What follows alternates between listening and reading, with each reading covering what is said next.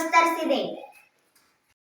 ನಾನು 1ನೇ ದೇವರಾಯ, ನಾನು ನಮ್ಮ ಗೋಡೆಗಳನ್ನು ಬಲಪಡಿಸಿದೆ, ನಮ್ಮ ಸೈನ್ಯವನ್ನು ತರಬೇತಿಗೊಳಿಸಿದೆ, ವಿಜಯನಗರ ಸಾಮ್ರಾಜ್ಯವನ್ನು ಅಜೇಯವಾಗಿಸಿದೆ.